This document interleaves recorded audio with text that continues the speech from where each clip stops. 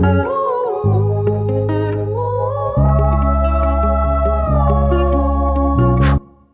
guys, welcome to Friends and Enemas. My name's Lindsay.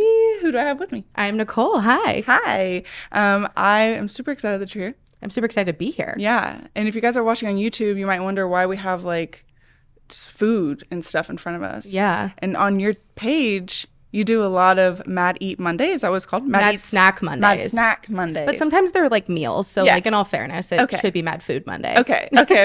How did you get into that? Crunch Chronicles started a long time ago. Yeah, that was like its original series. I like that. It was the Crunch Chronicles. And I originally put potato chips in the freezer because my followers told me to. Okay. And I put them out and I ate them and I was like, wait, they're so much better when they're frozen. Right? Weird. Okay. Yeah. Super Something weird. I wouldn't have known unless my follower said something. Right. And then became like a whole string of frozen food videos. I put muffins in the freezer. Okay. I put all kinds of stuff in the freezer. Okay. And then I wound up like snowballing into just weird snacks. And then that became the Crunch Chronicles. And then I kind of did it sporadically and I didn't like that. Okay. And so I thought I kind of want one day of the week, like where I just have nothing but weird food. Yeah. And thus was the birth of Mad Snack Monday. That was actually just this year. The Crunch Chronicles started like 4 years ago, but Mad Snack Monday is like new as of this year. Okay, because I've been following you for a little bit. Yeah. And I feel like I noticed it more on Instagram. It was like popping off. And I was like, okay. Yeah. This girl eats a lot of weird shit. I do eat a lot of weird shit, yeah. But I mean, at least you're trying it. Oh, yeah. Honestly, I'll try anything once. Like, I really, like, you genuinely I'm not can't that knock bold. it till you try it. I know. I'm not that bold, but I'm glad there's people Maybe out it's a there like skill of that. mine I didn't know I had. It's a skill, So, I yeah. It's pretty Well, cool. what do you have with me or for me? Because I have something for you too. Yeah. So you can thank the followers for this one because they always suggest the weird things that I try. Okay. So you can't blame me. Right. All right. So we are going to eat pork rinds with marshmallow fluff. Yep. Okay, here's something you should know about the marshmallow fluff too. So normally I buy the Jet Puff marshmallow fluff, okay? But I get shit from my audience all the time on how that's not the real fluff. This is the real fluff. So I ordered it on the Amazons specifically for today. Oh. So you and I could make special. sure, so you and I could make sure that we are trying this delicacy in its full potential. Like we must, right? Okay, you get that ready. All right. But wait, what are these? We wear them now or after? It's very important here, okay? So you can't try the snack unless you're wearing a crown of authority. And so I brought Lindsay her very own crown of authority. Yeah. They're beautiful. So cute. Do you feel different? I feel powerful. I know. Me too. I feel Authoritative? authoritative. I know. So now your review matters. Like if you don't have the crown on, your rating, 0. Matters nothing. The crown is on, so now you can give an official rating. All right. So, I mean, there's no method to this madness. I've obviously never tried this. So we're just going to dig in. You grab a spoon. Oh, okay. And there was no recommendation on ratios here. So like you can have as much fluff or as little fluff as makes your heart happy. There's two things here. Yeah. I haven't tried one of these since I was little. Ooh, yeah. This, I clearly haven't had the real marshmallow puff. No, you have not. Oh, so you've only ever had the Jet Puff too. You know what I'm Yeah, talking I had about? Jet Puff. Yeah, okay, same. So I thought that This was is real. the real shit. Okay. Yeah. We're going to do it at the same time? Yes. We can do a little cheers. Cheers. All right, ready? Right. Go. ASMR. You know what? It's not half bad. Why do I like it? I like it. I kind of like it too. I'm going in for another bite. It's Why do I like it? it's like salty, savory, And sweet. and sweet. And puffy. I'm gonna and be honest. crunchy. I don't even like pork rinds, but this makes me like pork rinds. Okay, when you text me, do you eat pork rinds? I was like, girl. I already said no to the oysters. So I was like, okay. I'll try them. These are good. These are not bad. I don't know if I would like pick it up at the grocery store and eat it every day, but like for a little treat, it's not bad. I would give it out of 10. I'm gonna give her a 7 out of 10, and I really thought I was gonna trash on this. I'm gonna have to agree with you. I was 7 hoping- out of 10. I was hoping for like a giggle. Like I was like, oh, we're gonna get a good giggle over this one. Lindsay will make a really fun face, and I'll probably spit it out. And both of us are like, I'm going in again. I would bring that to a party. I'd be This like, is everyone why- try this. Exactly. This is why Mad Snack Monday is a beautiful thing because you can't knock it till you try it. It's the beauty. It is the beauty. It's delicious. Okay, maybe I will start I trying didn't hate that at things. all, actually. I really didn't know what to expect. 'Cause I'm telling you, last time I had those, I was like 5. Oh, And I yeah. was like, no, not a fan. Nope. But with the fluff, actually, it really upgraded it. Do you taste the difference with the fluff? I feel like this is different. It tastes better. It's quality. Yeah. quality. Yeah, it really is. Okay. It really gives more marshmallow more than just like puff sugar. Yep. You know what I mean? Yep. I like it. There's I'm a a fan. lot of flavor Yeah. there. You can order it on Amazon for $5. Amazon has everything. They really do. They really do. I know. Dang. Okay, well, I got one for you. I'm so excited. Because mine's a drink, a bevy. If you follow any Utah mom TikTok. Ooh, is this like a soda shop? It's like a soda shop. Oh, I'm so excited. This is how I got into weird stuff. I don't do as much as you, but every now and then I'll try it. Yeah. So this is my own little concoction. I'm sure someone made it up, but I saw somebody did like a Coke, lime, and coconut creamer. Ooh. Well, I saw this Dr. Pepper. Strawberries and cream. Oh. I accidentally grabbed the zero sugar one I just realized. Hopefully, that's fine. Okay. Health and wellness. Okay, Yeah. so we're going to do this. Ooh. And I have had this before. It's good. So it's not new to me. Oh, well, I guess maybe I don't want to know your opinion until I'm not going to tell you Okay, my don't tell opinion. me. Oh, I'm so excited. I wish that swig was a thing in California. Right? Yeah. Okay, so I first got on Utah mom TikTok or Utah pop TikTok because I was in Bentonville, Arkansas, and they have like a version of swig. Oh. And I was like, no, this is not gonna be good, and changed my life. Actually, it made me into a pop drinker. I used to not be a pop drinker. I was like, no. Oh my God, I love that you say pop. That's so Oh yeah. What do you say? Soda. My mom says Coke because That's she's so from cute. Texas. Yeah. So you just do a little bit of this, a little bit of that. Oh, I'm excited. Yeah. I feel like this is going to be good. Honestly, we'll see what you think. Ooh. One of my friends loves it, and one of my friends not a fan. The lime Oh. makes the difference. Have you ever had True Lime? Okay, no. But every time You I go need to it. Target, I can't find it. Okay, where's it at? They don't sell it like anywhere locally in California. Oh, I'm So- telling you, I go up and down those aisles. I got it on the Amazon. Yeah. 10 out of 10 recommend though because I put it in everything. It's literally in my purse. What? Yes. Like I'm It makes everything better. it makes everything better. I bring it to the movies to put in my Diet Coke. Oh. Oh, yes, you could put it in your popcorn. I put it on would be fruit. good. I put it in everything. What? Yeah, put it in beer, put it in your tequila, put it in everything. Yeah. Okay. It's magical. Okay, well, then I'll have to order it on Amazon. Yeah. I've never tried like the lemon or like the orange or whatever, but the lime is where it's at. Okay, I'm here you go. so excited. Made it for you, kind of. This is so And obviously, you fun. can add more pop or less or Okay. more of any of this. You can adjust your ratio. You can adjust your ratio. Oh, I love that. Oh, Cheers. cheers. Oh, that's good. Oh, ooh, that's good. Mm. Oh, ooh, the strawberry and the lime. I'm telling you, it hits Wow. with that coconut. Mm. I love this drink. I want to be on a beach. I want to be on a beach, Yeah, it's an unfortunately rainy, ugly day in California for this right? almost tropical feeling drink. The only thing is, it does like curdle or something, and that's what you can't look at. I just feel like if you just like pretend Don't like look that's at that not part. happening. That's like when I put like milk in wine. Like weird things do happen. Weird things in happen. the bottom of the It's glass. probably not supposed to happen. No, But No. you don't taste it though. It's not a texture. Not at all. Nope. So all my friends are like, but I'm like, you don't taste it. no, It's really good. no. They're just different densities. There's some kind Yeah. of science in that, I think. Agreed. You know, I'm not a chemistry. chemist. Nothing else. That's all I got. I'm not a chemist, so I don't know. That's hilarious. Okay. Well, That's delightful. I give that a 9 out of 10. yeah, it's that's for pretty me, fire. too. That's You really could good. Probably add alcohol in it. Oh, you could definitely put like tequila what? in that. Tequila or I don't know. Do people like rum? Oh yeah, Like that would be good. almost, it's not pina colada, but it gives Malibu. me that Malibu. Yeah, That's what I was trying to think. that's the one. Clearly, I do a lot of weird cocktails as of. well. Malibu. Yeah, Malibu. Because I know immediately. I have a lot of like minis of different like liquors because I don't want the whole bottle. Right. And so I have like mini ones though because people always suggest things and I'm like, well, now I have to have it. Now I must have it. Absolutely. Well, That's delicious. I good. love I'm that. glad you like that. I'm gonna find that in my life a lot more often. Good. Yes. Okay. Well, you can also add like any type of pop. Oh yeah. Any. I was just gonna say with a little, you could do a little Diet Coke. You could do any. Well, I'm a big Diet Coke girl. I love Diet Coke. Well, now since I started this, I literally any diet pop. The diet root beers, Oh, I could get down. I get with down that. with those. Oh, They're so good. You know what I recently discovered? What? Canada Dry. Do you like ginger ale? Yeah, I love ginger. Okay, Canada Dry came out with a fruit splash. It's a cherry ginger ale. Whoa. My husband and I, addicted. We're obsessed. Okay. We can't stop drinking it. Okay, I'm gonna have to get that. And I too. feel like that could go very nicely with the coconut. That could go nicely. Oh, Okay, girl. it's on your list. It's on your list. on my It's on my list. list. Okay. Well, thank you for doing this with me. This Oh, is a thank cute you. Little intro. I'm gonna take off the crown of Oh, authority. yeah.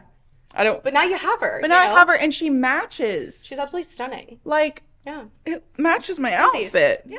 My husband's gonna be like, "Why are you wearing that? Just walking around the house." You should like if you need the dishes done, you just walk yeah. in and you say, Oh shoot. "I need the dishes done, need- honey," yeah. and then he asks, Why? You say because I literally have the authority. Because of this. Literally have the crown.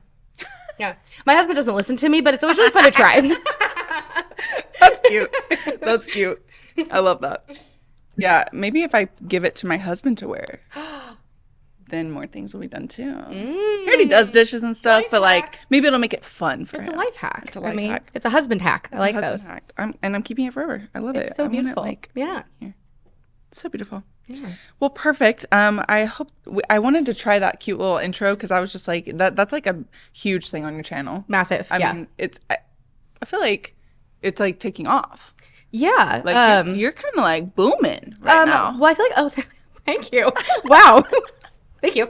I just started Instagram this year, actually, or last year, I should say, at the beginning of last year. And so over there, my snack content like really started to pop off. It does. Which was kind of a confidence builder because at the time, like my TikTok views were in a lull. And so I was like, oh my God, the people do love the snacks. Like, this is so fun, you know? I knew they still liked them, you know? Because sometimes the algorithm just doesn't hit. But the snacks are really fun. I love doing them. I feel like it involves my followers in a way that's like so interactive. Yeah. And that's my favorite part. Oh, yeah. What's the weirdest or grossest that you were like, okay, absolutely not. You guys are crazy. We did mussels. It was a video that somebody suggested, like I got tagged in a video, I should say, of a man who made it. And it was mussels with lemon juice. And he had this really nice piece of baguette and he toasted it and he put butter on it, right? You're like, okay, you're drawing me in, right? And then he whips out the mussels. And I was like, oh God, no. And I'm not really a canned fish person outside of tuna. Like I do like tuna, but outside of that, I can't get down with the mussel situation. But I was like, you know what? You can't knock it till you try it. And he made it look delicious. And so I try it. It was revolting. It's one of the only ones I've ever spit out because I just literally couldn't do it. Yeah. Yeah, that's the exact one I watched of you. Yeah. When you were like, is there anything you want to try? I was like, any canned fish. I mean, I would have tried tuna. I take that back. But I was scared. I was like, no, absolutely not. I thought that like the pork rinds would be really weird. I thought that'd be weird, but it was quite nice. Yes. Oh. I'd do it again. Yep. 10 out of 10 again. The mussels I would not do again. 0 out of 10. It's definitely negative. Trash worthy. So that's funny. That's funny. Well, can you tell people more about like maybe your career or? Yeah. So I am a nurse, first and foremost. That's what I do by trade. I have been a nurse for almost 10 years now, which is crazy. That's crazy. I started out in the pediatric cardiac ICU, which was really, really scary as a new grad. But I started out in a new grad program, and that honestly was the only way that I was successful because I had basically had like somebody holding my hand walking in. Yeah. Which was great. I did that for almost 5 years. I burnt out really, really hard. Really? Really hard. That's like a huge part of like my nursing story. Yeah. And then I transitioned into general pediatric ICU for the last like almost 5 years. Wow. Yeah. I've only ever done really sick kiddos. Yeah, kids. It's so interesting coming because I'm adult ICU. I've been adult ICU since I started. I'm just coming up on 5 years. And I feel like when I hear people talk about kids, I'm like, woo, that's scary to me. Like, get that away from me. Yeah. You know, it's terrifying. Yeah. I mean, it's funny because I have family that's like, well, you went to nursing school. Didn't you learn about it? I'm like, yeah, but I feel like if you don't use it, you do lose it a little bit here and there. And especially, I can't think of the word, but like the ages, like babies, kids. Developmentally. Yeah. I'm like, I don't know what I'm supposed to give this kid. Like, that scares me. Yeah. So every time I see like pediatric nurse, I'm like, because someone's got to do it. Someone's got to do it. Can't be me. I feel the same way about adult ICU nurses, in all fairness. Like, I had to float to the adult ICU one time during COVID. Yeah. As like a glorified nursing assistant. I didn't know what I was doing because I like saunter up to the Pyxis because they're like, can you get some Ativan? Because this guy's losing it. And he's like intubated, losing it. And I was like, yeah. So I go to the Pyxis and I get the Ativan and I'm like, can somebody waste with me? They're like, nah, girl, we're giving the whole thing. What do you mean waste it? We're giving the whole thing. He gets the whole two. And I was like, oh gosh, I'm so sorry. I'm normally used to weight-based dosing in like little tiny people, you know? So I just got a lot of like weird looks that day. None of my instincts are correct in the adult ICU. Yeah. So like, I get it. Like, I mean, the way that people feel about pediatric nursing, I feel about adult nursing. So funny. Same way. That's exactly why though I don't want to go because you're right. Like you guys do weight-based. I give the wrong dose. You know, something bad could happen. Yes. And I'm like, absolutely not. Please don't. I don't. Yeah. So I don't know It's about a lot more math. Like it definitely is a lot more math. But I feel like we we like really help each other out. Like I've never given a medication and not had somebody else double check my math. And I think that that's such a huge part of pediatrics is just like doing everything as safe as we can. And so we work so well as a team in peds. Like everybody is really wonderful. I've never met like a provider or a nurse that wasn't just stellar. Yeah. And so cool. I'm just lucky that I've gotten to work with like a lot of really good people. And so I've always felt really safe. Like I've always felt like as scary as the tiny humans can be, because they are very scary, because they are fine. There's this like saying that I love that is adults roll down hills and kids jump off cliffs. I literally heard that not long ago. Yeah. It's true. Oh, yeah. Yeah. It's so true. And also I feel, maybe I'm wrong and you can correct me, but I had Layla, the nurse. She's a PICU nurse too. Yeah. And I feel like kids bounce back. Yes. A lot more than adults do. And nobody prepared me for that, I will say, in nursing school, because I initially wanted to do PICU because that was my third semester. And I finally got a little bit of ICU and I was like, oh, wait, I want to be here. This is where I want to be. I know it for sure. But then I got fourth semester adult ICU and I was like, oh, it's the ICU I like. Yeah. I want adult. And it's just adults do tend to pass a lot more than kids, which is it's like good and bad. Like adults have lived a life at least of some sort, and then kids, they're kids. Yeah. So I think that's what kind of fucks with most people like can't stomach that part, you know, like the fact that they're so little and they haven't gotten to do anything yet. Actually, I will say that's why the teenagers are the ones that get me. Like those are the ones that really like tug at my heartstrings. You would think it would be the babies. Yeah. I mean, obviously like they all have a special place in my heart, but like the teenagers, they live these whole big lives and then they come in and they get sick and that like really kills me. And because they have things that they miss, you know what I mean? Versus babies aren't the same way. So I it's like every kid in the bed is so different to me, you know, which I think actually is what I love the most about it. But funny enough, I did not want to do pediatrics at all when I was in nursing school. Really? What'd you want to do? I was supposed to be a geriatric nurse. Okay. Which, if you don't know, is old people. I said, okay, girl. Yeah, Good I know. for you. Well, I was a caregiver for a woman with Alzheimer's in high school, and I loved it. And I thought, like, I could do this. I love this. Yeah. And then I found out that I didn't really want to be the one who had to like force them to do things they didn't want to do. Like when you're 90, I want to just let you play bingo and enjoy your life. And I don't want to have to make you do hard things to get better. Yeah. And that's often what geriatric nursing is. And I didn't know that until I was in nursing school. So I always tell nursing students to like have a mind and heart wide open when you're in school because you don't know what you're going to love. And so I literally entered my last rotation in nursing school, which was pediatrics, thinking I have no idea what I want to do now because I went through adult ICU and I was like, I like the ICU part. I love that. But I don't know if I love adults. Like that part isn't sitting with me. Yeah. And I kind of thought like, oh my God, what if I don't want to be a nurse at all anymore? I hit that moment. I had that thought too. Yeah. I think all of us do. Yeah. Oh yeah. If you don't find something you're kind of interested in, it starts to feel a little panic daunting. a little bit. Yeah. Yeah. Because then you're like, well, this is supposed to be my career. Like, what if I don't love it and I spent all of this like hard work and I don't love what I do? Yeah. That's the worst, especially because I wanted to be a nurse since I was 8. So I thought, oh my God, this is my whole life, you know? Right. So my last semester, I was in pediatrics and my clinical instructor, shout out Karen was like, Nicole, you love it here. You love the kids. And I was like, no, I don't. No, absolutely not. No, I don't. And she goes, yes, you're just like, you work so well with them and they like you. And honestly, like I didn't believe her until a month later, until I had like, I would choose, like we got days where we got to go into the emergency room if we wanted to. I hate it down there. I hate that place. Oh yeah. God, I hate the emergency room. And I asked to go back to pediatrics. I was like, send me back up. I don't want to be down here. Well, at least you can check it off. You're like, no, absolutely not. No, God, no. That place is a dungeon. It's so scary down there. So true. I genuinely hate it in the ER.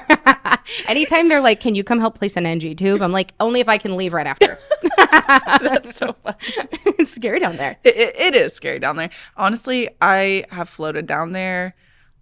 So right now I'm at a float contract and it's like tele PCU ICU, but I am in the ED 50% of the time, and I'm holding patients, but I get to see what they do, and I'm like, no wonder it feels like, you know, ICU nurse, ER nurse controversy. No wonder it feels like y'all don't do anything. They literally can't. Nope. They literally can't. They're doing things that are different. It's different. It's a whole separate type of nursing. Mm-hmm.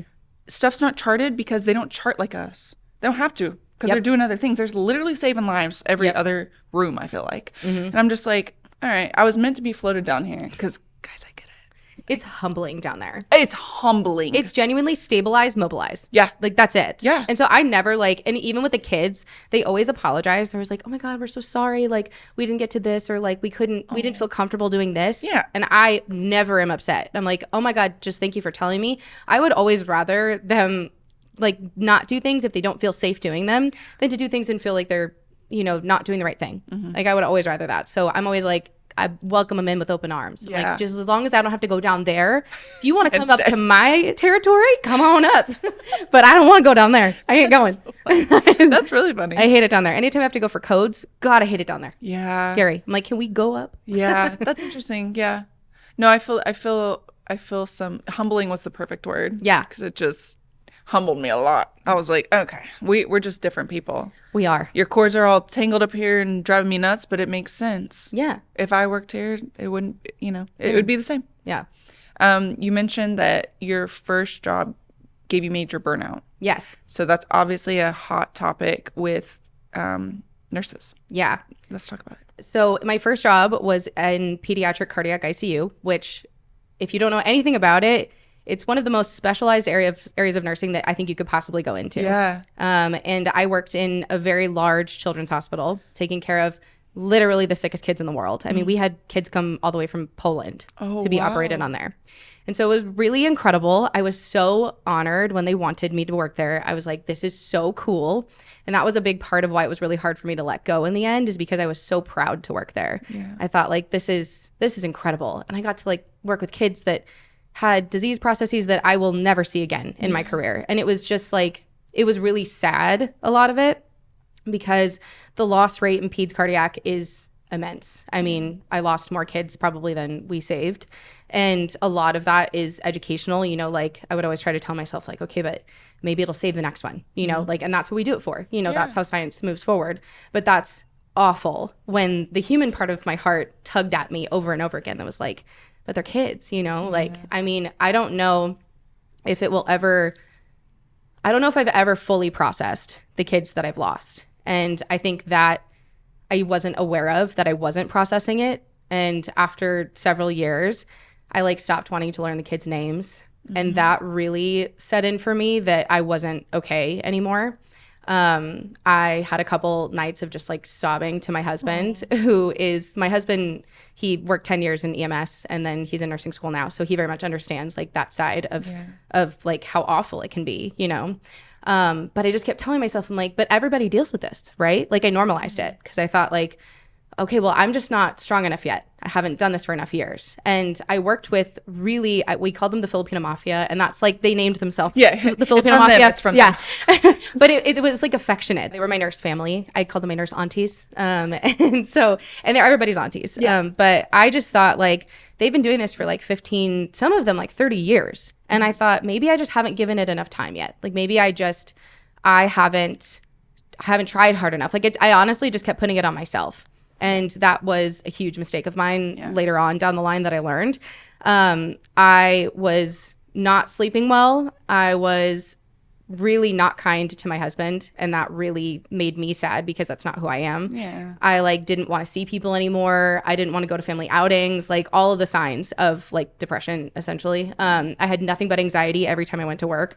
I dragged my feet to work. And that was a job I knew that I loved, though. Like that was why it was so frustrating to me, because I felt like I was at war with myself. Yeah. Like what is wrong with me, Yeah. And it took a physical problem. It turns out I was working night shift too, which for me was very much against my biological clock. I am a daytime person, but I did night shift because the nurses were nicer and the Filipino Mafia was great. And they like welcomed me in and taught me everything. And the nurses on day shift were not that nice. And so I sacrificed, even though I knew that was probably not going to work well for me. And so I did night shift, which I knew was against me. And I had all of this burnout, like just piling on top of me. And I wound up just like losing my period completely. Really? Yeah.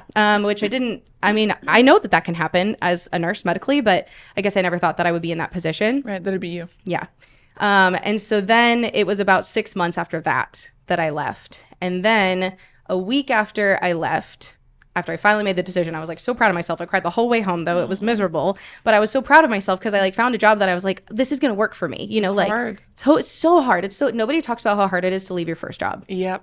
Oh my God. Yeah. It's like leaving your family. It's like having a breakup. Like I cried for days over it, but I was so proud of myself for finally making the decision. And then I was going to start in like a new pediatric ICU, working day shift closer to home because I was also commuting an hour and 15 minutes one way to go to this hospital. Gosh. Yeah, I was like just being hit. Like, honestly, I don't know how I survived for almost 5 years there. That part I still find, I guess I'm proud of myself for like making it that far. Absolutely. I shouldn't have though. And it all made sense to me later when I look back. I'm like, well, you don't know what you were you don't drowning. know. Yeah.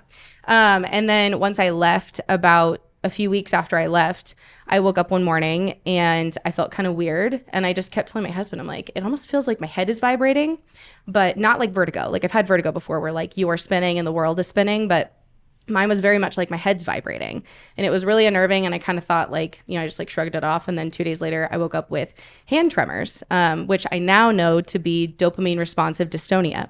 So 4 years later, I see like a really bougie neurologist who was like, this is a condition that you were predisposed to genetically that is unidentified. So I'm kind of like a medical zebra, but it was triggered by stress. Interesting. And she was like, well, you were working night shift. You were not sleeping. You were immensely emotionally overwhelmed. Yeah. And she was like, I'm not surprised that it triggered it. And so it's something that I live with now. And so I am such a advocate now for burnout with new nurses in talking about it, because if somebody had made me feel more normal about it, I would have probably left a lot sooner and chosen myself, you know? Yeah. And so I'm like so open about it now. I don't like to generalize, but a lot of nurses like to either ignore it or make you feel like, girl, we all do that, you know? And so like, why are you special? You know, we all go through that. When that's not really the case. Like we all do go through burnout. I think so. But no one talks about doing something to change your environment, because it's typically your environment one way or another, whether it be the patient population, the people you're working with, exactly AM, PM. And, every nurse goes through that. Yeah. And I feel like right when you said burnout, I was like, boom, we're going to talk about it, because how many DMs do you get about that? I get a ton of DMs about that from new grads and nursing students who see us talk about it. And then they get like really nervous about even going into the field. And it's like, you can find happiness in nursing. But if you're feeling like, I don't want to learn their name, I've been in the same exact position where specifically during COVID, I was like, having to number them, and people will think that that's jaded. It's compartmentalizing because so many people were dying. And I was like, I can't handle this. I can't put a face to a name every single day, multiple times a day. But people love to call us like jaded and stuff. I'm like, no, dude, you don't get it. No, it's not that. I was dissociative, if nothing else. That is the word. I mean, I just like wasn't in my body when a lot of it was happening, you know? I mean, I just did what I had to do. You're going through the movements. Keep my patient alive. Exactly. Yeah. No, I think that's really cool, though, that you decided to move and change your environment. Yeah. And then you found happiness? The greatest blessing I ever did for myself. Good. I wish I had done it sooner. Yeah. And that's why I talk so much about it, because if somebody had made me feel even a little bit more normal about it, I wouldn't have beat myself up so hard. Yeah. Like, I kept pointing the finger at myself saying, like, I'm not strong enough. I'm not a good enough nurse. Like, other people are doing this. That's other people, you know? And it took me a long time to learn that. And I just wish that I had done it sooner. So I moved to a general pediatric ICU, which was much smaller, in an adult hospital, which was a big adjustment for me. Okay. I did feel like a new grad all over again, because I had never had a patient with like diabetes. Oh, yeah. I had only done cardiac. I mean, interesting. No, I wouldn't have thought about that. Okay. And cardiac's, again, a very specialized area of nursing, especially in pediatrics. So those kids are sanctioned solely to those cardiac units. So all the kids that I knew super well, I wasn't taking care of anymore. And so I had kids that were coming in with diabetes, with asthma. It's just straightforward asthma. But it's something I never did before. I was like, I mean, I know my way around an airway. Right. But like, I got to figure out. Yeah. And like diabetes. It was like, this is so new for me. Yeah. But I loved learning. I've been so incredibly fortunate to work with both my team at my old hospital and the team at my new hospital, the most incredible nurses and doctors I have ever worked with. I mean, they're just like, every single one is stellar. Like, they're just good people, good nurses, good doctors. They're intelligent, like well-rounded. I mean, we have nurses who've come from like all over the country, like who work in like my little tiny PICU. Yeah. And it's a family, like it really is. They're wonderful. And I wish that I had known that good would be there someday, because there were so many dark moments that I thought, once again, like, I don't even know if I want to be a nurse anymore. Mm-hmm. And if you're a nurse, you understand that that's like it's almost like breaking up with your identity. Like, there's a reason that like we are so ingrained in our profession. Like, there's almost no conversation that we have where being a nurse doesn't come up, because it's a part of who we are. Mm-hmm. And so when you ever think about, oh my God, what if I don't want to do this anymore? It's painful. Oh, yeah. In ways that I don't even have words to describe unless you're a nurse. You just don't understand. Oh, yeah. And so I remember like thinking, oh my God, like here I am again. Like, what if I don't even want to be a nurse, you know? And then when I found that like little family, I was like, oh, this is great. See? Like, this is so awesome, you know? And you've been there a long time then. Yeah, I've been there for almost 5 years. I mean, minus an injury, but yeah. We'll get into that too, because that's important. It's a part of my story, yeah. But the unit's lovely, honestly. There's so much good out there. Yeah. And you just have to look for it. Yeah. And if you're not happy where you are, like, there's so many more options. It's the beauty of nursing. It is the beauty of nursing. Mm-hmm. One of my best friends in nursing school, me, her, and one of our other friends went directly into the ICU. I somehow got a day shift. They got night shift. She hated it every single day for 6 months. And we were like, dude, find a new job. Switch. Do something else. And she's like, I can't. I've only been here 6 months. I'm like, why? That's ingrained in us. So we feel like that as a new grad. We're not allowed to leave. Mm-hmm. Yes, you are, dude. Oh, hell yeah. Freaking leave. Mm-hmm. There is something better. In nursing, the grass is greener. Mm-hmm. If you are feeling that your unit's toxic, bullying, whatever the issue may be, the unit or the grass is greener. Yeah. I'm working with some people, or I've worked with people recently that are on a tele unit, and they're new grads, and they're like, I just feel like, is the grass greener? Yes. Girl, run. Yeah. Get out of here. If you feel like that, try something new. You can always most likely get this job back. Oh, yeah. It will always be here. Mm-hmm. That's why I jumped into traveling, because my first year, it was a lot. I started as a nurse in 2019. I was on days, but I don't think I prepared myself for the busyness of days. And there is a difference. I was a tech on nights, so I understand the difference. And I was like, dang, maybe I should have done nights. And also I worked with some mean people. Yeah. I mean, mean people are gonna be everywhere. Yes. And that's something I've learned. But as a new grad, it's just like so disheartening, because you already don't feel confident. You already feel a little behind on everything. And for me, I definitely felt stupid. Yep. I was like, I'm the dumbest person here.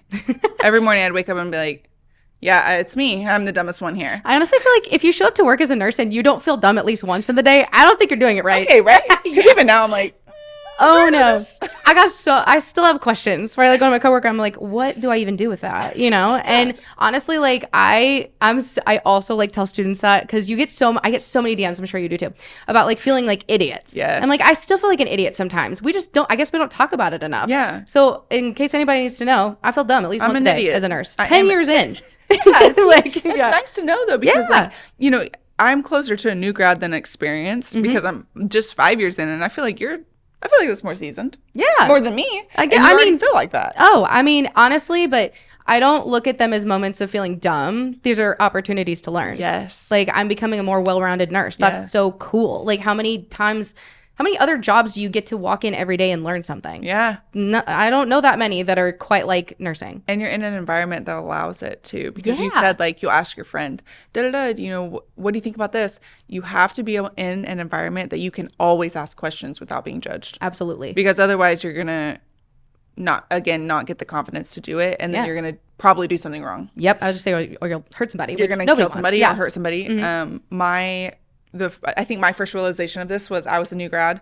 I was still on orientation and I was looking for the med. I couldn't find this one med. I ended up finding it in the fridge. Cool. Pulled it, went to give it. I got this pop-up on Epic, and I was like, I don't even know what this is saying. Like, go. Like, I'm trying to give this medication. It was like super busy. I couldn't find my preceptor. Kept scanning it and it would pop up. So I was like, just next, like whatever. Yeah. Gave the med. I went and told my preceptor, I was like, this pop-up kept coming up on Epic. And she was like, when?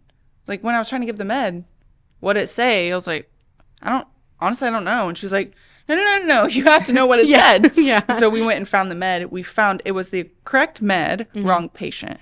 So still a med error. Sure. But luckily the same med. And it just showed me right then, like, she's like, girl, you're lucky it's the same exact med, same dose, everything. But that's why you stop. Yep. So you have to feel confident and comfortable to ask questions. Because otherwise you're going to be like me and do something even worse.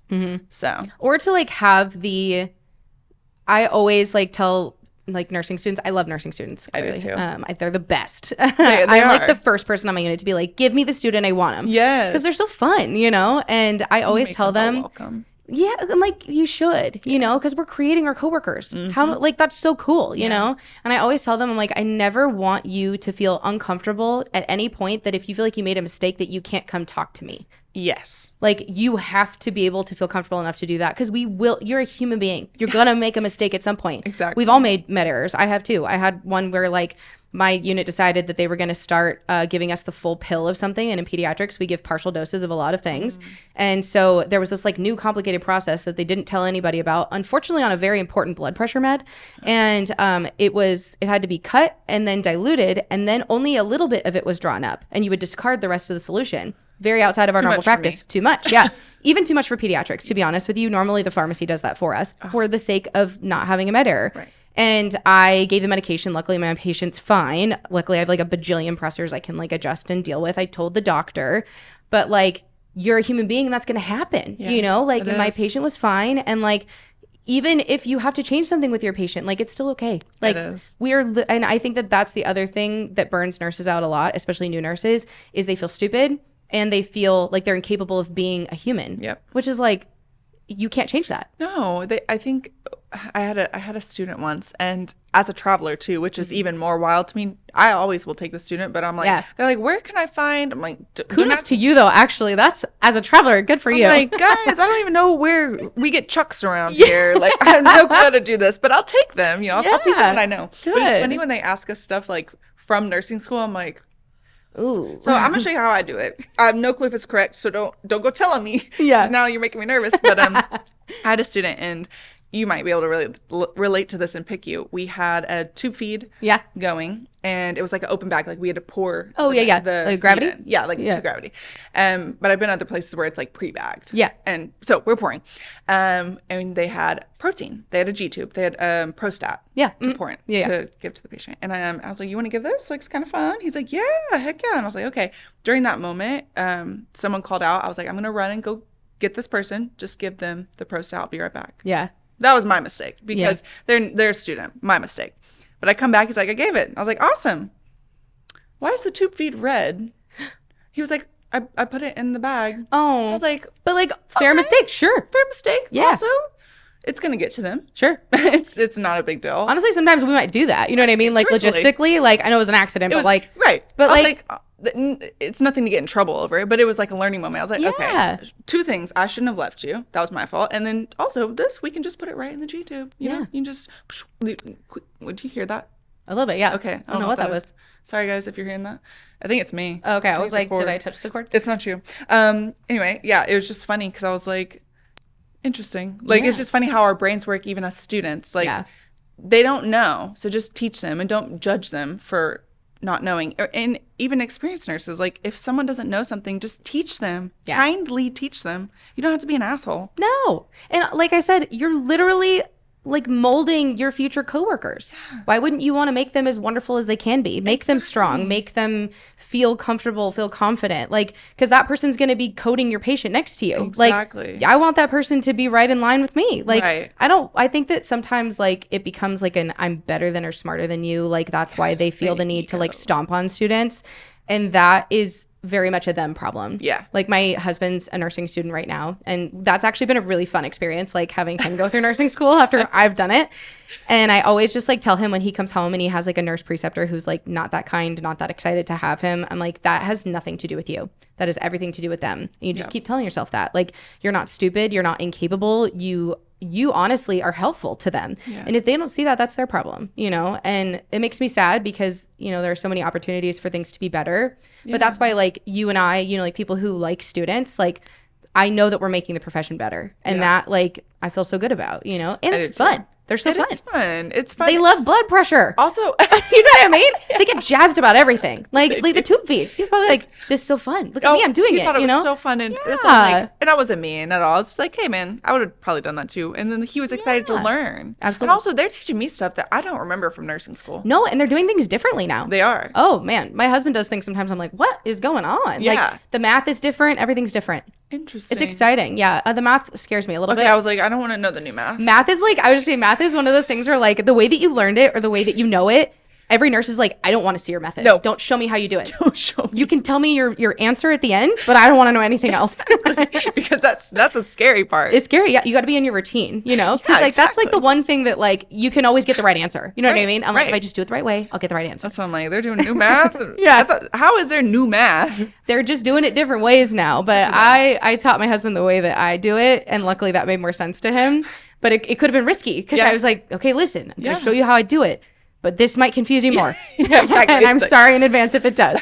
It's always a little scary. Yeah. But he's like found his own groove, which is really cool. It's fun to see him like come into his own, especially after 10 years in EMS. Like, I was about to say that specifically. Yeah. I mean, because he was either going to be a paramedic or he was going to be a nurse. Yeah. And people always say like, oh, it must have been you. Like it must have been you becoming a nurse that like made him want to be one. It's not me at all, actually. Really? He had a job where he worked doing critical care transport. Mm-hmm. And so it was 2 EMTs and a nurse. And he got to transport like ICU patients from one hospital to another, or from one ER to another ICU or something like that, wherever they needed care. And he worked with a nurse. Her name was Carol, and we love Carol because she literally is the nurse that made him want to be a nurse. Really? Yeah, and because she was so good to him, like she taught him, she made him feel capable and smart and comfortable and confident. And she was like, "You can do this," because his problem was he always felt like the natural progression, of course, in EMS is EMT to paramedic. Like that's the natural thing to do. But honestly, it's a terrible job. I mean, they're thankless. Even in the Bay Area where like nurses get paid more than anywhere in the country here, EMS gets paid just as dirt poor as everywhere else in the country and in the Bay Area. Don't get me started on that. It's awful. It's absolutely awful. They have no first breaks. Responders. Yes. They work harder than we do. Oh, completely. Yeah. They're getting them stable enough to bring to the hospital. I don't think the general public even realizes. They have no comprehension of it. They really don't. Like these people, my brother was a paramedic, and then I have several family members that were at some point EMS, paramedic, firefighter. Oh, cool. I'm just like, they also see a lot more than I will ever see in the ICU. Again, I'm even from the ER, I'm getting these people somewhat stable. They're in the ICU, but stable enough to come to the hospital. And it's like they get paid in Oklahoma. It's like $11 an hour. Yeah. Mm-hmm. It's pathetic. Ours is like more up here, obviously, because the cost of living is higher. But like it's the same. Yeah, it's the same. And it's thankless. I mean, the most thankless work in the world, and they just get pummeled. And honestly, like all the money is at the top. Which hospitals I would say are very much similar. All the money is at the top. Like I said, in the Bay Area, the nurses are very lucky because like I know that I'm like a nurse princess because I've only ever worked in the Bay Area. So I know I have ratios, I have good pay, like, we get lunch breaks. Like I've gotten all the things that like I know that in other parts of the country, like nurses don't have. And I'm grateful for that. But EMS is like Midwestern nursing. Like they don't get breaks. They're not guaranteed to anything. Their pay is awful.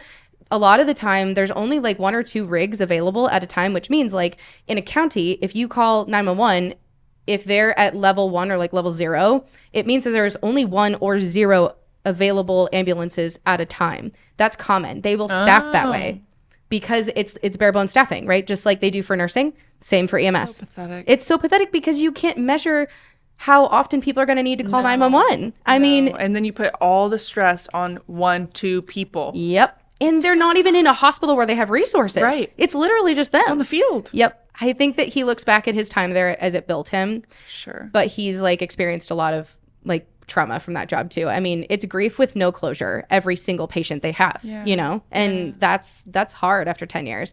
So honestly, I'm so impressed with him that he still wanted to go into nursing. Like Absolutely. I'm so proud of him because honestly, he could turn around and done something else. You know what I mean? Yeah. Anything else. Yeah. And he like still wanted to go face first into it. And so, yeah, I'm really proud of him. Good for you guys. Thank you. Because then you both also get to experience like kind of a side note, but people are like, healthcare workers don't need to date healthcare workers. I so disagree. Oh, I so disagree. I'm married to one. Yeah. My husband's a nurse too. I love that your husband's a nurse. Yeah.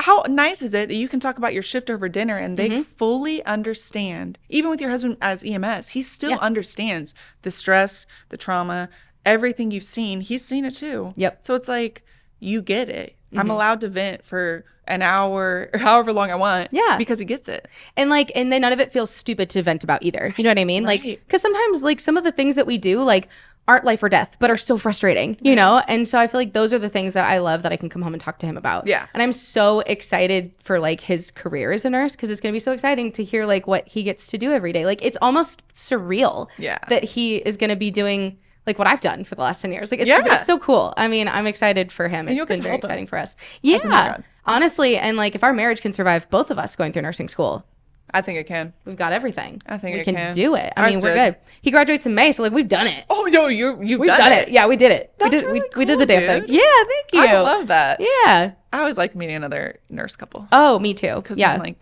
and more nurse I love a good friends. double date with them. Right? It's the most exciting medical talk over food I've ever had. It's the only time you can talk about I don't know, people barfing while you're eating. Okay. And we're chill about it. We're no big deal. Dude, I totally feel that. But I felt kind of dumb though the other day in the ER.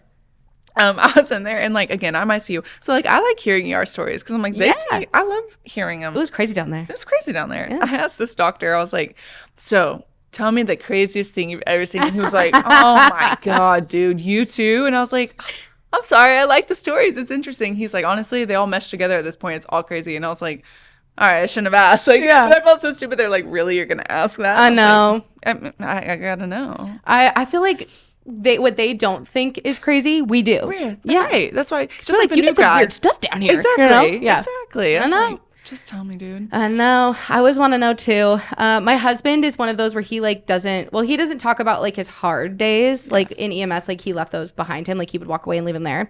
And I'd always want to be but I want to know what you did. But what'd you do today? But to give me the details. But can we talk about it? And then he would give me bare bones. And I'm I want more. Yeah. I need the details. Because I come home and I'm can we debrief? Because I need to talk about it. Yeah. That's the same way I am. Does your husband talk about it?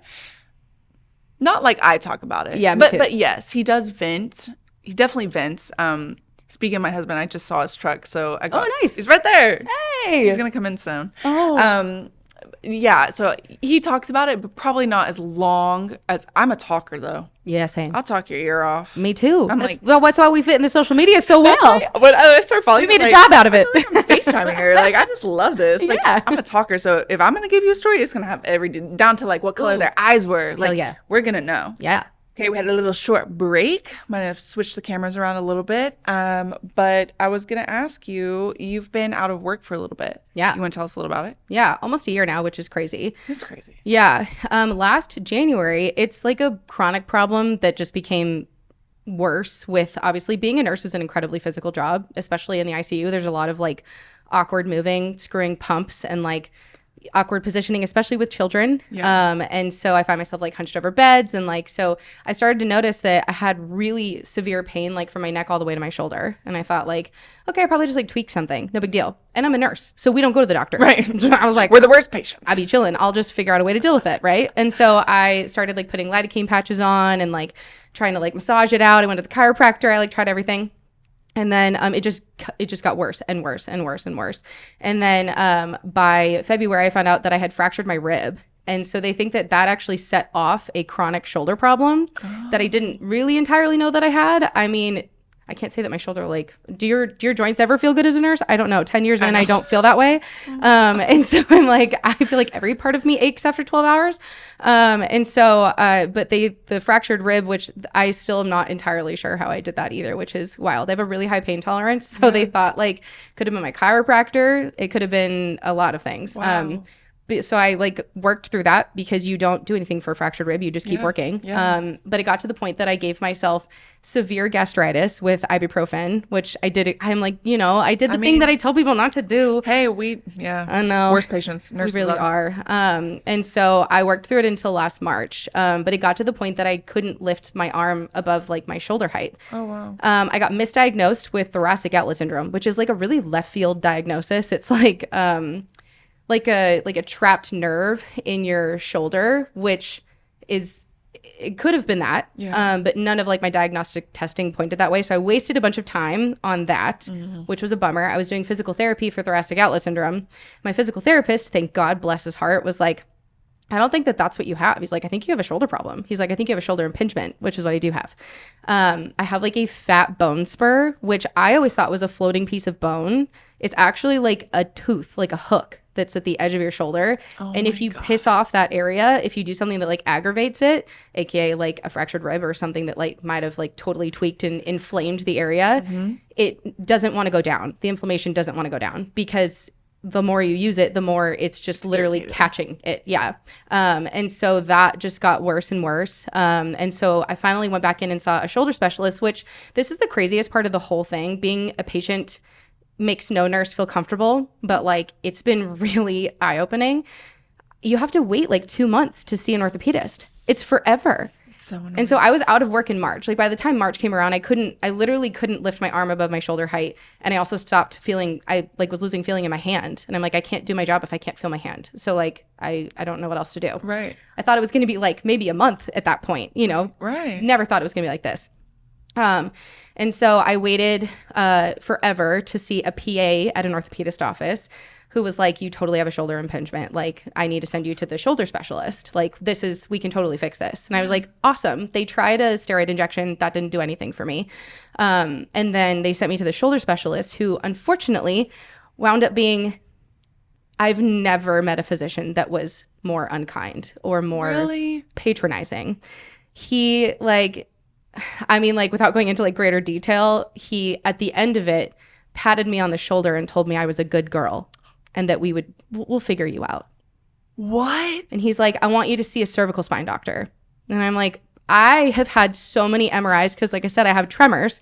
When I started having tremors, they thought I had MS. And so then I have had more MRIs of my cervical spine than I can even count. Yeah. They've been looked at by like world-renowned neurologists and orthopedists, radiologists. It's been looked at so many times. There's nothing wrong with my cervical spine. It's totally fine. And so he just kept saying, he's like, no, I just want you to see the cervical spine guy. I just want you to go see him. And I'm like, you're not making me feel comfortable at all.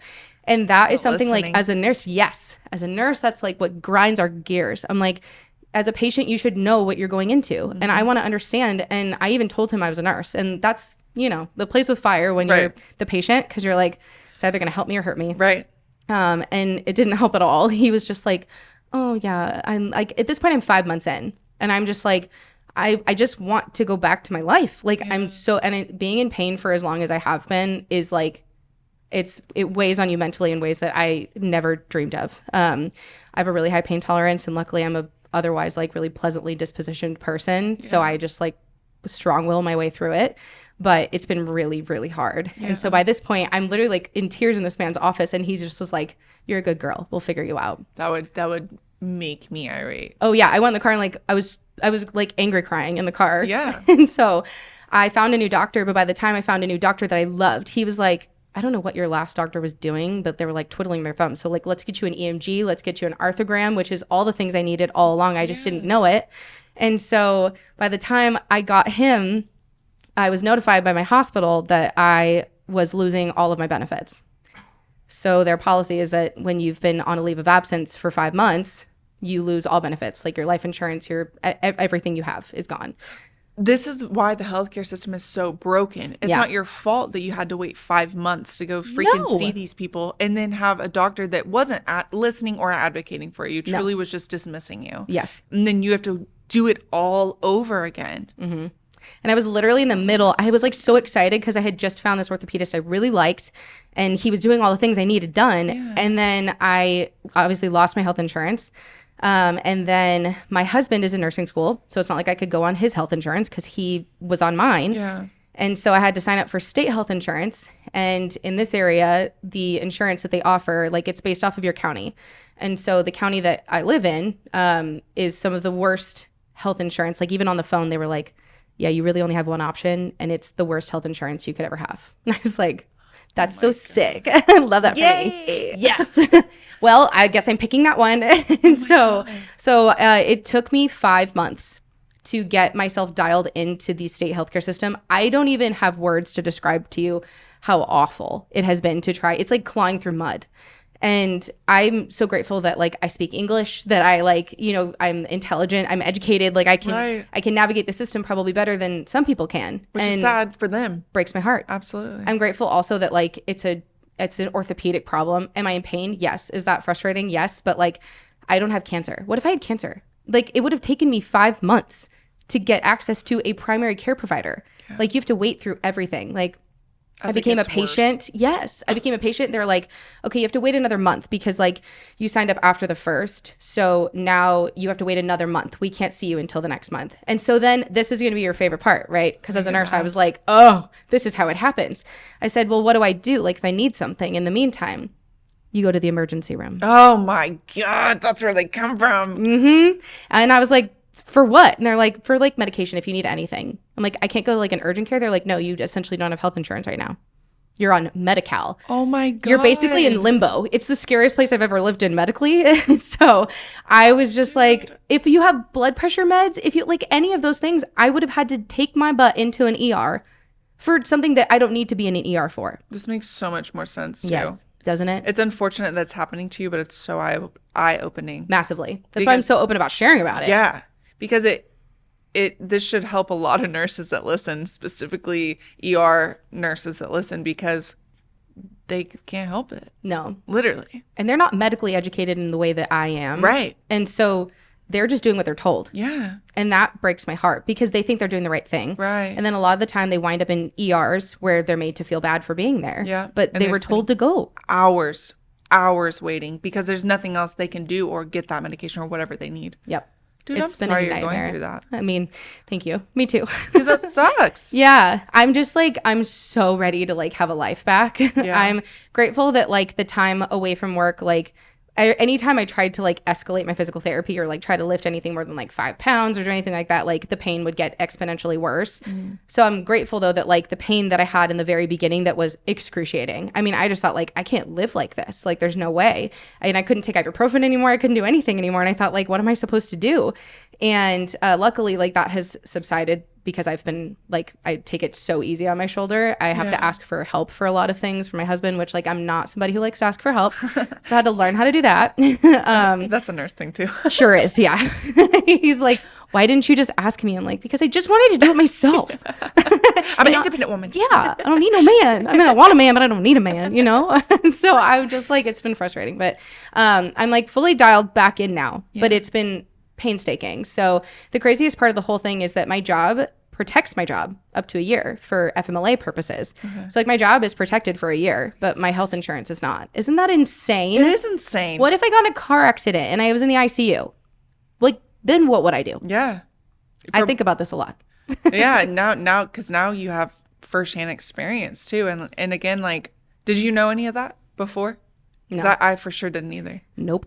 I would have also had zero idea how the state healthcare system works. Right. I mean, literally, I would like at the ground zero, I'm like on the phone with like a social worker and I'm like, oh, okay, this is normally where I direct patients, but that's the last line of contact that I have is like, let me connect you with a social worker and then they'll help you. Yeah. And that's why I often like, especially because I work with families in the PICU, like I often try to listen in on those conversations that social workers have with the families because I want to understand like what they have to fight through because many of them are on state help because they're full-time caregivers because their kids are chronically ill. So for me, it's been even more eye-opening from that perspective, you know, because I just feel like now I understand like why they're always on the phone with somebody from some insurance trying to get some medication covered, trying to do something. And I just always think like, I'm so like I hurt like a little bit more for it now or like feel more for it. So compassionately, like I guess my nurse heart's grateful for that experience, like that I understand them more now. But as a human, I'm like really tired. Absolutely. So I feel like honestly, that's exactly why I wanted a podcast is for this stuff that like we don't know. Yeah. I didn't know any of that. And also there's stuff that the general public just doesn't understand about us. Yes. And it's sad that there's not health literacy amongst really all of us. We have literacy because of nursing school. But when it comes to like insurance and things that the patient's dealing with, we don't really get that insight. Nothing. No. And that's why like this has been, I mean, I never dreamed that I would be on this side. Yeah. But it's like not fun for you by any means. No. But like I said, my nurse heart is like kind of grateful to understand because now I understand, like I said, like why our sweet parents in the room are always on the phone with the insurance company Yeah. because you have to be. You have to advocate so hard. I spend more time trying to logistically figure out how I'm going to get access to the next thing that I need than I do actually physically in a doctor's office or in physical therapy. Like because I got new insurance, right? Yeah. And so when I lost my health insurance, I lost my physical therapist, my orthopedist. I lost the only thing I could salvage was the arthrogram, which is like an MRI with contrast. It was the most painful thing I've ever experienced. They stick a giant spinal tap needle in your shoulder and then put contrast in it. Yeah, it's miserable. Oh my God, I didn't know that. It was not a good time. But that's how they found out that I have a frozen shoulder on top of all of it. And then I just found out last week I have carpal tunnel, which it turns out if you have nasty enough carpal tunnel, it actually communicates up to your shoulder and causes worse shoulder pain. So all of it is making sense to me now. All surgically fixable, God bless. And they can go in there and fix the impingement and all that. And they're going to. Yeah. Okay, but once I got all those testing done, they're like, okay, let's get you dialed back into physical therapy too. And I was like, cool, great. So it's like January, right? And I'm calling. I'm like, hey, I'm trying to set up for physical therapy. And they're like, okay, the first available appointment that we have is March 6th. Makes me fucking nuts, dude. And I said, okay, I'll take it. Because there's nothing else you can do. Nothing. Nope. I'm like, okay, cool. Because this is also the only place that takes my health insurance. Although I would like to say one really upside of it all is that my primary care provider that I have in my local, it's like a community health clinic. It's the only place that accepts my insurance, that is accepting new patients. She is the most thorough primary care provider I have ever had. Wow. Homegirl dots every I and crosses every T. I mean, that's good. She ordered lab work for my yearly physical. Yeah. And I go to the phlebotomist, to the lab, and she opens it up and I see the list that she orders and she goes, wow, your doctor's very thorough. That's how you know it's confirmed. She's yes. thorough. I was like, well, if a phlebotomist thinks so, then she must really be thorough. But she's been awesome. She really has navigated everything with me, which has been really, really cool. Yeah. Including disability paperwork. Trying to get that filled out, also a nightmare. Just things that you and I probably would have never thought about, as a nurse. Right, you know? right. So I'm almost at the end of my journey. Thank God. I'm now waiting to meet my orthopedist in March. I do have to wait that long to get a surgery date. Hooray! So You're gonna hit a year before. I mean, that's crazy, dude. I'm kind of just taking the days as they come at this point because there's nothing I can do. I've had to really, Jesus, take the wheel or something, because there's nothing. And I'm a big controlling person. That's why I feel like every ICU nurse we're control freaks. A little bit. So I've really had to learn how to let that part of me go this year, which has come at my own personal struggle a lot of the time too. But I'm grateful. I have a really incredible husband who's been really, really supportive, and I'm really grateful for that. Yeah. It unfortunately couldn't have come at a worse time than when he's not working either. But you know what? It's all going to come together in the end. This is my year. I just keep telling myself that I'm going to get shoulder surgery. My husband's going to graduate nursing school. We're going to be new humans by the end of this year. You really I'm kind of will. stoked, actually. No, yeah. So 2024 is definitely it's getting me through. Yeah. I've never been more excited to be sliced and diced in my life. I can't wait. I bet. Oh man, sign me up tomorrow. I'm ready to roll. It also shows you found a primary care person that is advocating for you. So there are good and bad. Yes, in absolutely. Everything. And I think that maybe even more so the primary care providers, they have to catch everything that would fall through the cracks. And so I actually, when I was talking to her, she's like, actually, I have found that working in community health has been a group of physicians that she feels even more proud to be a part of than major institutions. Because she gets to do this stuff that is falling through the cracks, like you just said. And she's like, I'm really helping people, you know? And that's so satisfying, you know? And things that probably seem simple, but people who have waited for months just to get insurance, just to get in the door, to for be an seen. assessment, essentially. Yeah. We don't even know what's next, just to see me. Yeah. And That's crazy. She's the first face that they see after months of digging through mud. And that's so good. cool. And she's great. Yeah. And so I always tell her, I always make sure to tell her how great she is. Cause I'm my God. That's, you're never thanked really ever in healthcare. And so especially I feel from one healthcare worker to another, it means so much more. Yeah. And honestly, thank you for advocating, cause she's the first person really other than myself who has had to advocate for me this entire year. That's I'm not just saying it to be cliche. That's my favorite part of nursing. Mm-hmm, me too. Is when something is not going right, and you're no. Yeah. You have to do something. Mm-hmm. You have to do your job. And it's hard and it's annoying and we're all tired and we all have too many patients and all the things, but you got to do it. Yep. This person matters. That drives me fucking nuts when people get same. overlooked. Same. I'm just So it like does not happen in my room. I'm like, yeah, no, not on my I'm like, this is bullshit. Especially in the PICU, because like kids can't talk, they can't communicate for themselves, you know. And if they can't do it well enough that they can ask for what they really need. So I do a lot of like figuring it out myself and then advocating. But again, that's like my favorite part, because like how cool is that? Like you are really like, you make a real difference. Yeah, that's cool. I'm not gonna lie, I've been going back on Burnout just a little bit. I've been going through a little bit of it, mostly because I'm not a fan of float pool. I've realized, I'm checking it off my list. I'm not a fan. But I was recently in a tele unit, like a stroke tele unit, and I had a patient that had a TBI at some point in his life. He's dependent on people completely. I was told he's nonverbal and alert and oriented ×0, so nothing, disoriented. And I go see him, and I'm talking to him, and he does make noises, kind of words. And the more I talk to him, I'm like, hi, my name's Lindsay. He is saying hello, and he is saying, my name is what his name was. And I was like, no one's listening to him. Yeah. That's what it is. He's not nonverbal. It's hard to understand. Yes. Yeah. He's literally telling me he's here at the hospital, and he's at least alert and oriented ×2, but no one's giving the time of day. Because, again, I get it. We're all busy. There's an explanation for all of it, but there's no excuse. And that's what really gets on my nerves. I'm like, so this person could have been overlooked for so many things because everyone thinks he's nonverbal. Therefore, maybe they think he's not mentally there as well. And he clearly is. Yeah. I'm like, come on, guys. Come on. Like, it can't just, we all have to do it. Yep. Because it just makes healthcare better. It matters. It does matter. And like having somebody on my care team who has advocated for me has changed things for me, and like knowing that just again like solidifies for me even more that like as a nurse, that part of our job is the most important part. It is. Like nothing else matters if you're not standing up for like what they really deserve. Then nothing else matters. Absolutely. Well, I'm going to move on to a new topic.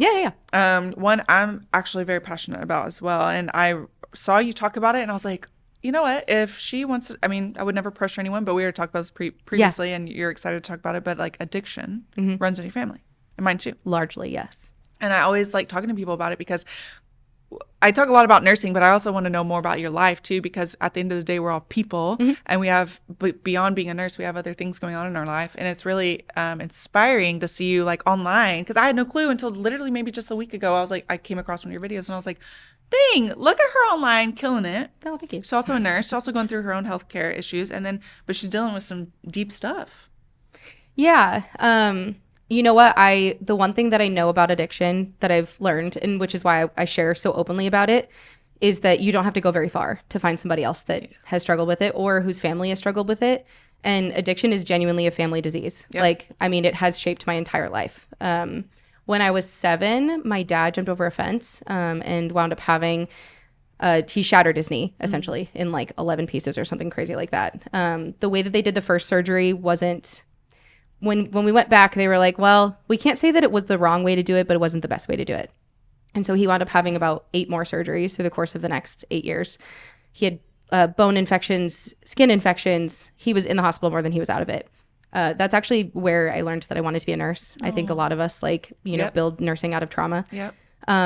But he wound up becoming a victim of the OxyContin epidemic. Actually, there's a lot of really cool shows that are coming out now, like Dope Sick, to a T accurate of my family's experience. My dad was a computer engineer, really successful in the Bay Area in California. And he obviously, like when he got hurt, he stopped being able to work. And so when he started taking OxyContin, it was like magical. Yeah. He became a fully functional father again overnight.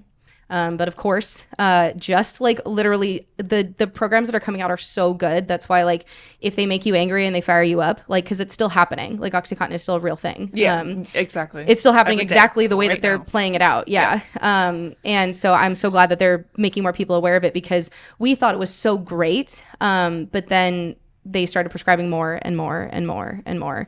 And then he became addicted mentally, physically, like he was dependent on it. And he wound up being on enough that the doctor at one point said like he's on enough to tranquilize an actual elephant. Wow. And he was on $4,000 a month of OxyContin. Wow. And so that was like from the age of 7 to when I was 15. So for the most part, like I didn't have, like he was, the man that I knew as my father was like gone after that point. And so he kind of like slowly faded away over time. And my mom at one point had to get my brother and I out. Her along the way starting to take opiates herself and starting to experience her own form of addiction to cope. I mean, it's a lot for somebody having to take care of. It's just my brother and I, but like, you know, she became a single mom. Yeah. So she moved us out of his house, and then actually he died when I was 15 of massive withdrawal, not overdose, as most people I think would assume. He had health insurance that was paying for it at a certain point, and then he switched health insurances. And I remember him calling my mom and being like, Pat, they're gonna like cover all of it. Like they're gonna cover my OxyContin. And she's like, no, they're not. Like there's no way they're gonna keep paying $4,000 a month for that. Like it's not gonna happen. Yeah. And so they did for the first month, and then they just dropped it. Oh my God. Honestly, a lot of like what happened to my dad was like medical irresponsibility, to be honest. It's a lot of like what we're learning from, you know, in later years of medicine. Yes. And so he basically like ran out of OxyContin, so he died of massive withdrawal. Yeah. Oh my God, I'm sorry. Yeah, me too, actually. You know, if I could take it all back, I would want to, I guess, but you know, I don't know. I guess it's also like what built me as a person. My mom started to struggle with her own addictions along the way, and then my brother followed suit. So I'm actually the only person in my immediate family that's not an addict. Wow. And so that's like really shaped my whole life. I don't know a world where like I'm not worried about one of them. Obviously, like I miss my dad tremendously. I wish that had been the end of my family's experience with addiction, but it's like really gone forward since then. My mom went to rehab a couple years ago. After like many years on Suboxone, which is something I actually hate. Suboxone is something that they use to get people off of opiates safely, but it's actually just a gateway drug. It's something they make money off of it. Yes. Yeah. Yes. And they make money on it. Like when my mom came off of hers, her doctor literally called her the month after she left rehab. Same thing happened with my brother, because my brother is in rehab right now. And they literally called her and were like, hey, so are you going to come get your prescription of Suboxone? Like they hound you for it because they make money off of it. And it crushes me because I'm like, you're literally destroying families. Like, I mean, because it's not healthy. My mom was on Suboxone for 13 years. She's addicted. I mean, you can get addicted to that. Yes, you can abuse it. Yeah. And so when she came off of it, physically, it was like crushing to watch her go through that, because it was like, I mean, what you think is even the smallest amount of Suboxone, like coming off of that was like, she couldn't walk up the stairs. Oh. And so she got through that. And then my brother like hit the peak of his addiction. And I really like stopped having a relationship with him a couple of years ago. And I've been very open with that online, because my dad, people who are addicts become very angry because they don't understand, they don't see what we see, and they don't understand like why you can't accept them the way that they are.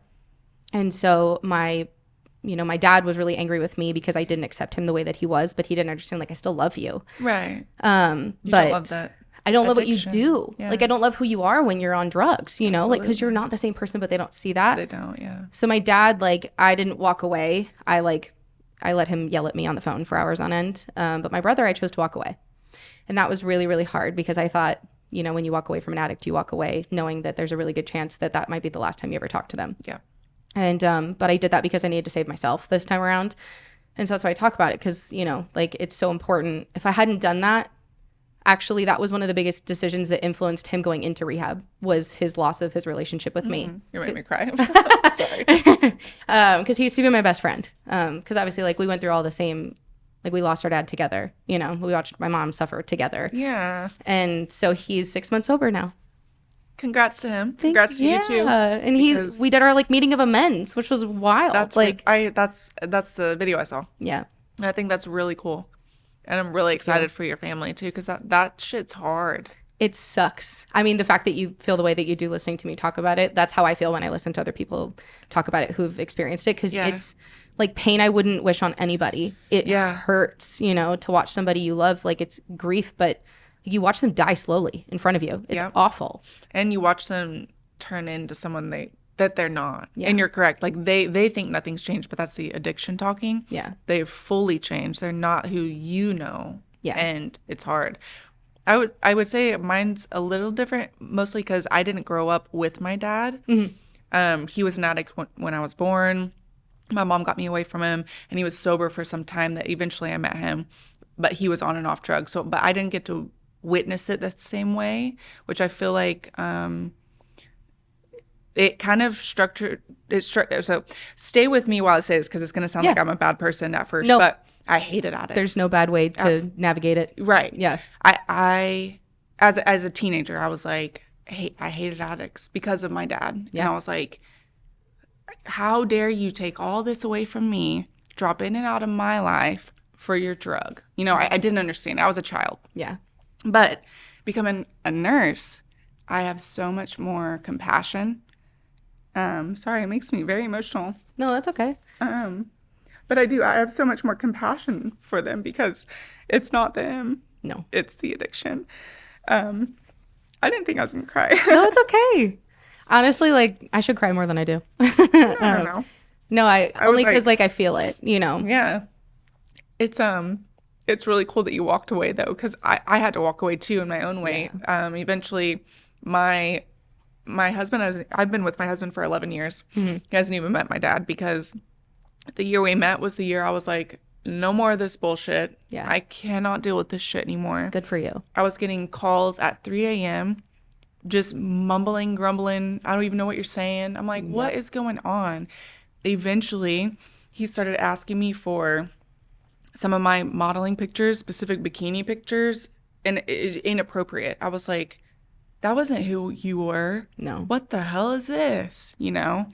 So I had to walk away too. Mm-hmm. And I've never looked back, even though apparently he's sober now, which is great. I'm excited for that person and anyone that's around him because you got to be sober at some point or else you're going to lose everybody. Yeah. Even yourself.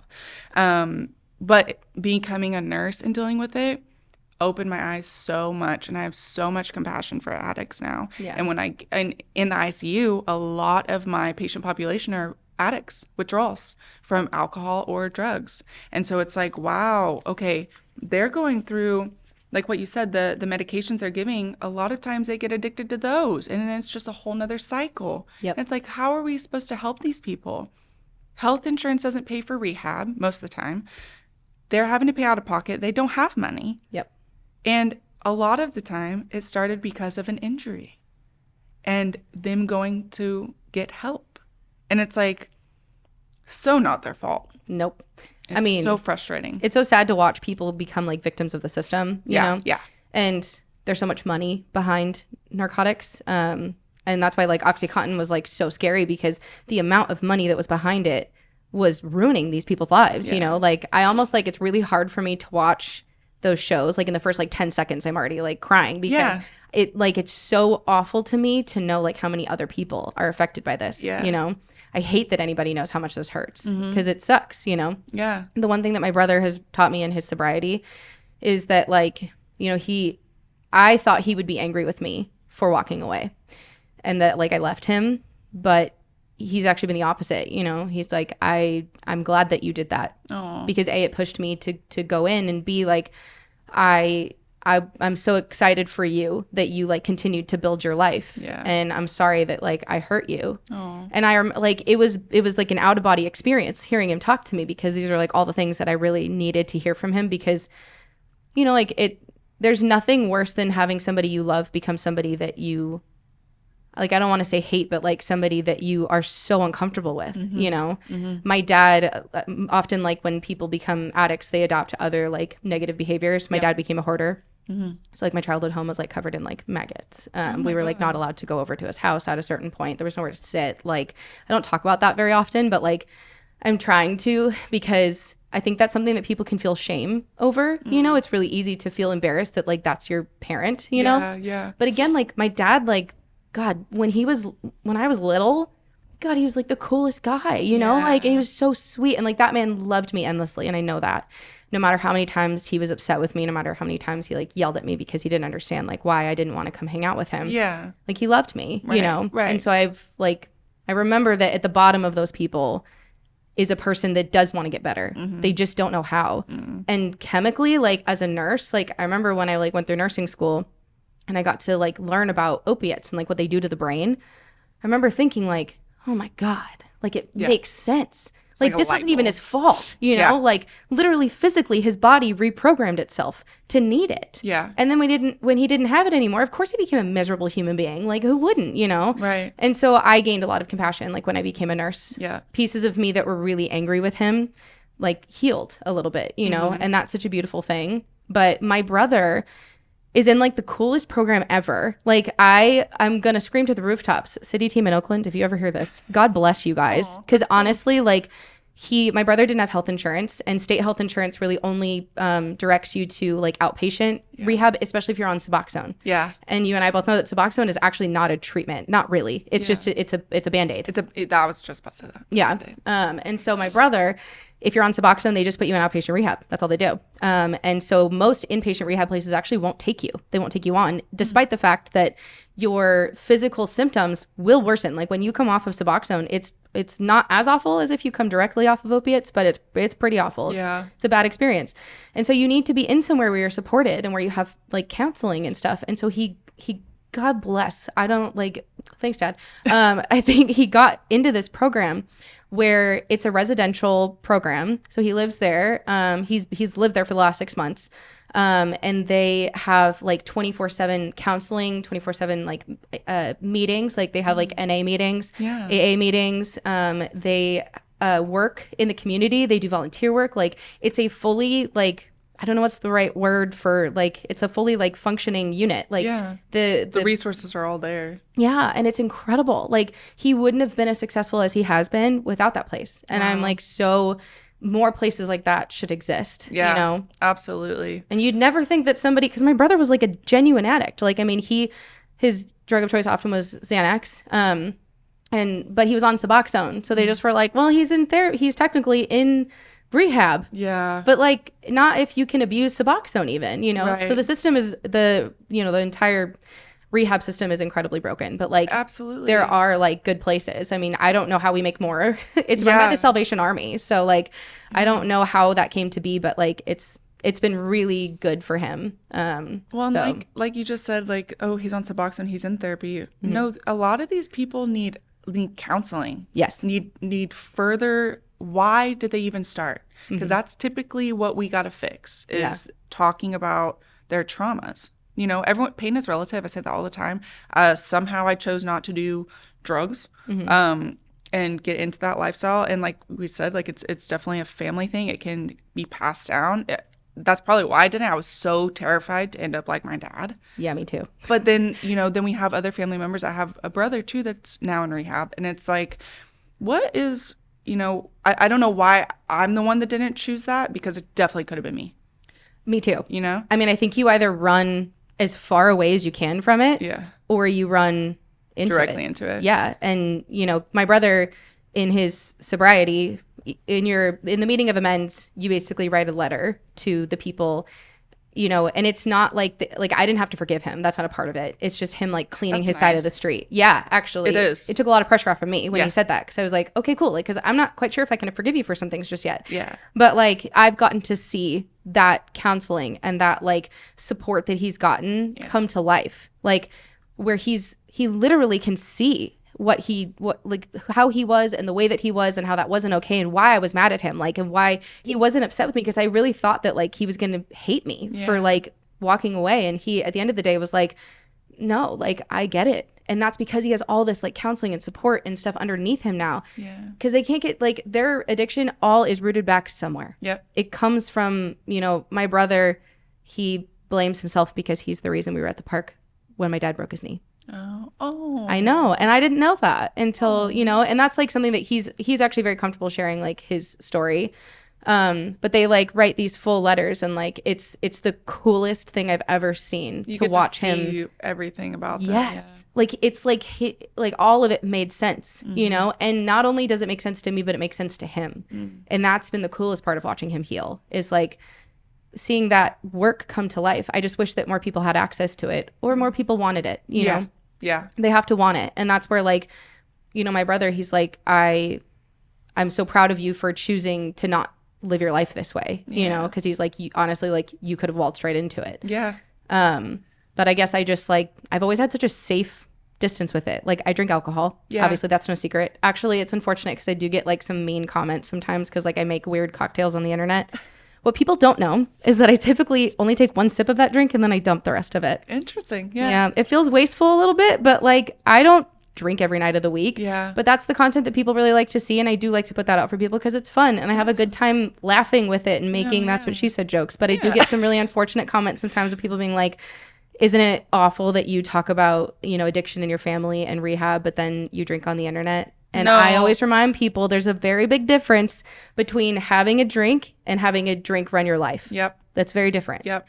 And so I always, like, there's so much education that needs to be done in the world of, like, addiction in the public. And I'm reminded by that often by the people of the internet. Yeah. I'm like, you're like, this is where the stigma comes from. yeah. And also treating them like it is the same, because you can go, it's all in moderation for one thing. And for two, like you said, if it's not running your life, then it's not an addiction. And like for you probably have such an awareness of it, you know, like I'm so aware when anything becomes too much in my life. Oh yeah. Like, cause you can be addicted to anything. You can be addicted to exercise. Like that might be a good thing, right, but you can be addicted to it. Absolutely. And addiction is genetic. Like, you know, there is a piece of like mine and your brain because it runs in our family that like we're more likely to become addicts than other people. Right. So I have maybe even more awareness than most people, as I'm sure you probably do. Absolutely. I watch my line very closely, and because I'm just like so afraid of it. Oh, same. Watching someone who once looked like, for instance, my dad, meth was his choice. In the end, you know, I don't know what started it, to be honest, but meth was his choice. And watching his face change every what's it called when you go to jail? Yeah, the mugshot. The mugshot. Yeah, just adapt over time scared me enough to say, nope. My friends, I've been around friends at parties that were doing hard drugs, and I was like, you guys, dumb decision in my opinion, but you. I absolutely cannot do that. It scares the shit out of me. Me like, too. Even drinking to a point, I'm like, no, because alcoholism also runs in my family. I'm like, there's some, I think awareness is the biggest piece there. And also I've learned that like, I don't ever like drink alcohol if I'm having a bad day. Yeah. Like it's not your vice. Nope. Yeah. Like it's not where I go to find healing or to find peace. And I think that, and that for I think that's what I was trying to say earlier from my brother. He said, you know, he's like, you ran to other things. Like you had Kyle, my husband, like you had passions in your life that you were excited about. Like you ran to those things to find your peace and to find your comfort. And I ran to the drugs. And he's like, and I wish I hadn't done that. Oh, and it's like, that's such an introspective thing though. But you know, it's true, you know? And so I think that I wish that counseling was like a bit more, especially for like us healthcare professionals and like going back to burnout and all of that. I desperately wish that we had better access to counseling. You've been to therapy, haven't you? No. It's almost like I can usually tell by how people talk. You talk like you've been to therapy. Oh, You're very self-aware. Oh, thank you.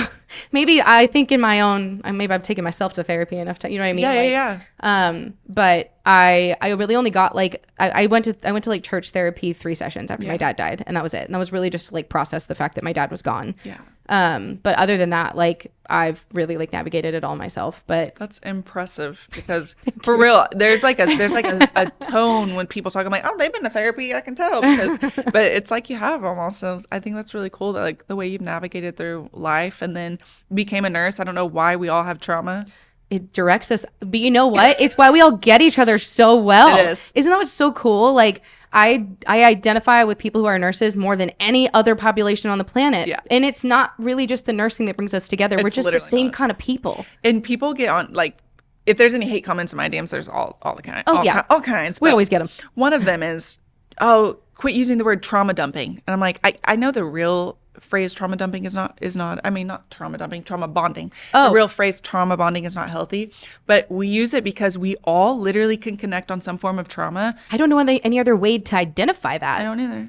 I feel like that's actually what that is. I think it is, but also like we don't sit and dwell in it. We just find peace in it, and then we move on with our lives. It's like a mutual understanding. We're like, I understand that you got here because you went through some shit, and I did too. Yeah. And because I just like identify with people. Like growing up, I always tell people that's why like that was one of the reasons I fell in love with my husband, was because like he'd been through the mud. You know what I mean? And I was like, oh, I get that. Like that to me, like it makes you just a different person. That's why like I could look back and say, I wish all these things didn't happen to me. That would be really easy, you know?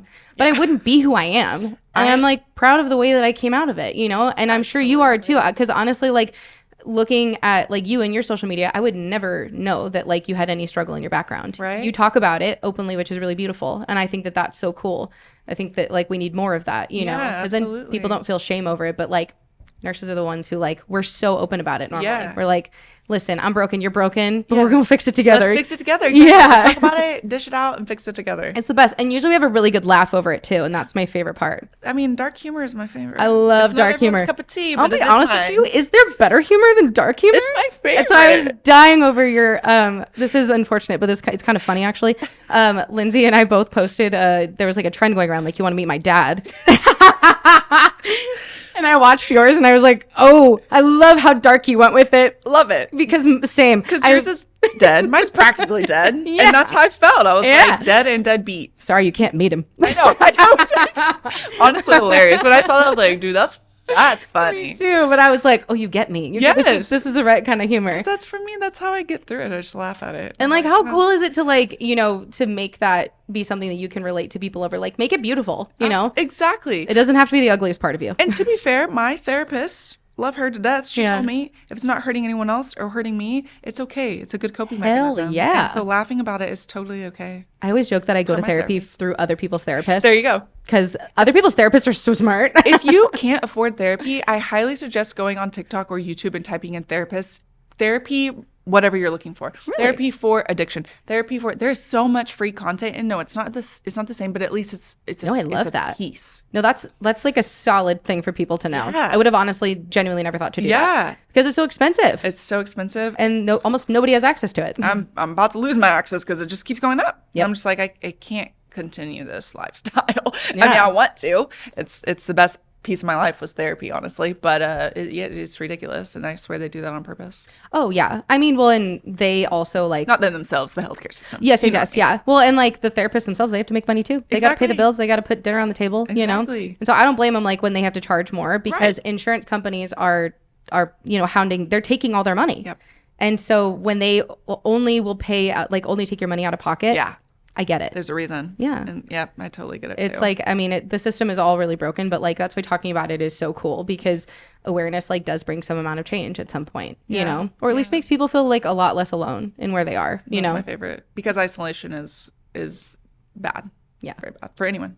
It's the worst. And I mean, that's why honestly, like social media, that's been the most beautiful part of the whole thing. Yeah. I wouldn't be sitting in this room with you if like we weren't both on the internet. I know. For some random reason that we both decided to post a video one day. I know. And then we decided to follow each other. We're like, yeah. Where could this life take us? It's so cool. Cool. Honestly, like the relationships that I made with like especially nurses online has been really, really cool. Because you just like the universe and weirdly the algorithm, as much as I hate the algorithm on a daily basis, it really do put people in your corner that like just make sense a lot of the time, you know, or people that like you share things with you just didn't know. Yeah. So I think like it's cool. Like you make more sense now in a really beautiful way. Yeah, me too, honestly. It's nice. That's very cool. Well, wrapping up, is there any last thoughts you have for people? Anything you want them to know about you or about nursing or about just something, a message you've wanted to share, let the world know? Kind of put you on the spot, but. I mean, I guess just be an open book because you never know who wants to read it. Yeah. And you never know who's gonna gain something from maybe some of the pieces of you that you think are the ugliest. Yep. And that is like what's built my whole world, you know? So Yeah. that honestly that's how I put one foot in front of the other every day. I love that. That's beautiful. Well, where can everyone find you?